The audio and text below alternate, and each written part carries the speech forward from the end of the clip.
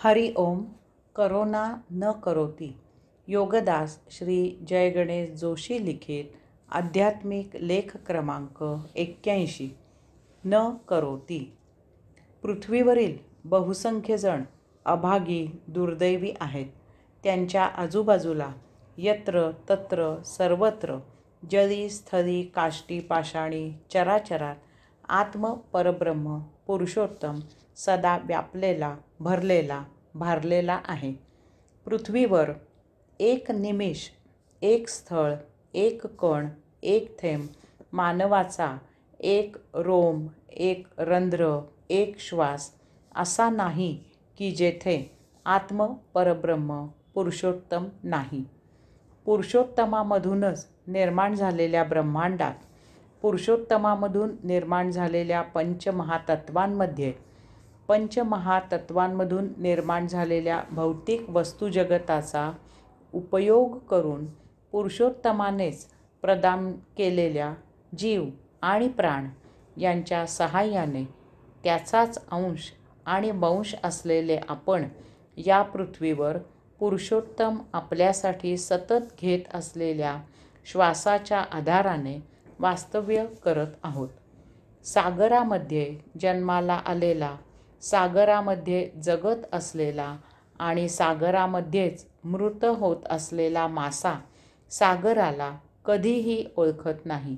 याचप्रमाणे पृथ्वीवर अंतर्बाह्य आत्मपरब्रह्म पुरुषोत्तमाने व्यापलेले बहुसंख्य जण आत्मपरब्रह्म पुरुषोत्तमाला ओळखत नाहीत.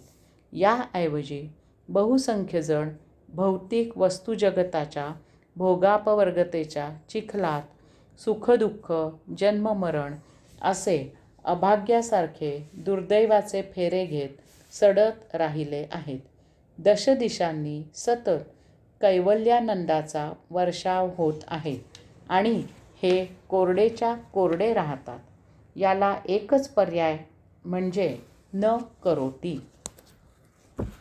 लेख क्रमांक 82. न करोती.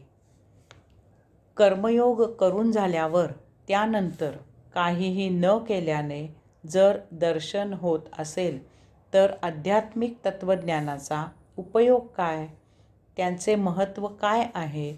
त्यांचे पालन कशाला करावे? ती तत्त्वे समजून कशाला घ्यायची? त्यांची गरजच काय? आध्यात्मिक तत्त्वज्ञानाचे महत्त्व इतकेच आहे की परमात्म्याच्या वाटेवरील आपल्यामध्ये जे अडथळे आहेत ते दूर करून आपल्याला परमात्म्याशी ओळख करून देऊन या मार्गाला आकृष्ट करणे.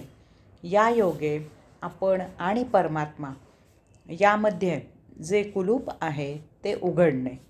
आध्यात्मिक तत्त्वज्ञान आपल्याला सांगते की आपण आणि आपली मुक्ती, आपण आणि आपला कैवल्यानंद, आपण आणि आपली स्वस्वरूपावस्था इत्यादी यामध्ये आपण स्वतःच अडचण आहोत.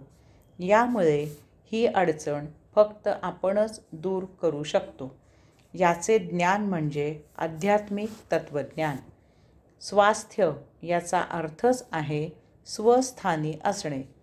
जर आपण स्वस्थानी राहू तर आपल्याला कधीही दुःख, कष्ट, त्रास, पीडा, वैताग होणार नाही. आपण स्वस्थान सोडतो हीच एकमेव अडचण आहे. आध्यात्मिक तत्त्वज्ञान आपल्याला हेच शिकवते. आपले स्वस्थान म्हणजे अंशात्म्याचे निवासस्थान, आपले अंतःकरण. कर्मयोग करून तेथे राहणे म्हणजे न करोती. हरि ओम.